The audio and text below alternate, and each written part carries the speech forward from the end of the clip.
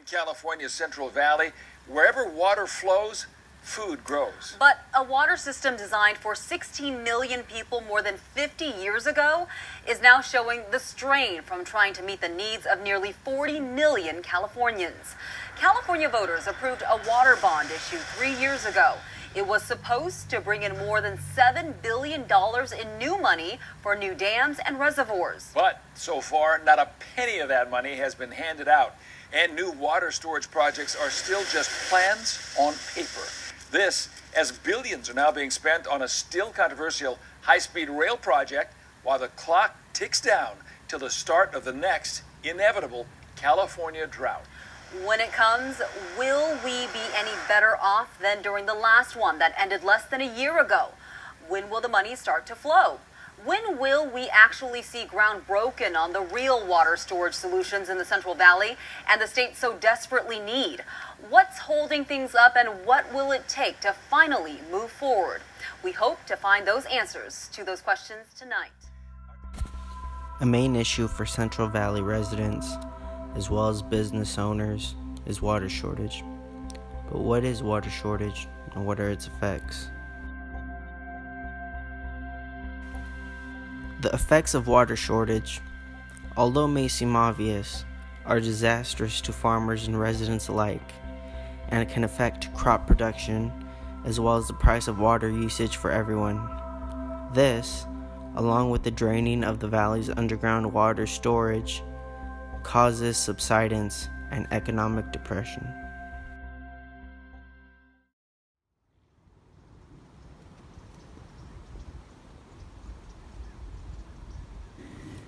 Water shortage affects my business because I run a farm. Depend on the water to run the farm, to grow the vegetables, and we have about 50 fruit trees, and we have about 30 animals. So without the water, we wouldn't have a farm, we wouldn't have animals. We depend on above ground water because we depend on the snow cap and the river to provide for us, because we have ditch rights that go back 320 years. In the country, people try to do things because our water table is so low in the last 3 years that we're afraid to run out of water. But we know we wake up, sometimes there's no water. So we try to take steps to conserve water by not flushing the toilet, holding buckets of water, using rainwater, and are always trying to find different methods. Although saving water at a local level would help, according to CaliforniaWaterBlog.com, a site that monitors and posts water use in California, says Californians' water is roughly 52% agriculture, 14% urban, and 33% environmental.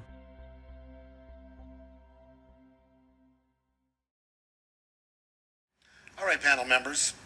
3 years ago, talked about the state voters passing the bond issue. It's been 3 years, and in this state, it seems like we always wait, and we wait, and we wait. And for some reason, we all were under that assumption that dirt would be turned eventually, after maybe the first or second year. Maria Santoyo, as you head up the Temperance Flat project, trying to get it through, should we understand that it's a timely process? Well, it's always hard to completely understand the bureaucracy that it takes to build these type of projects. I can fully appreciate that. As of January of this year, the rules were completed. We were asked to submit by August 14th, which we did. Now, by December, well, let's say January of 18, we will get the first cut in terms of where we stand relative to where our project will land in terms of priority to the other projects. In June of 18, we will know exactly how much money we're going to get. So it's a long process, a bureaucratic process, but I will tell you this, is from my personal experience, I started this journey when I had black hair. I no longer have black hair. So that finish line is not that far away for me. Individuals are taking steps to conserve water.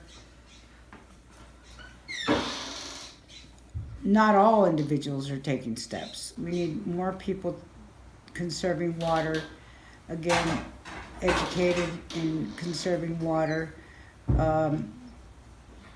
We try to use water lines here on this ranch.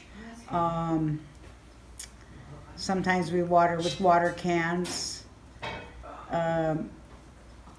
We put furrows around our trees. Everybody has different ways. There's not enough people doing it, especially in the city. The water shortage being foreseeable, possibly. Again, a lot of people don't even understand. Some people don't even think we're in a water shortage. Our valley could be in serious trouble in the future if something isn't done now. Save water today in order to save our valley tomorrow. After realizing how big of a problem this water shortage could be and the future risk to our Central Valley, hopefully everyone will begin to make day-to-day improvements with their water usage.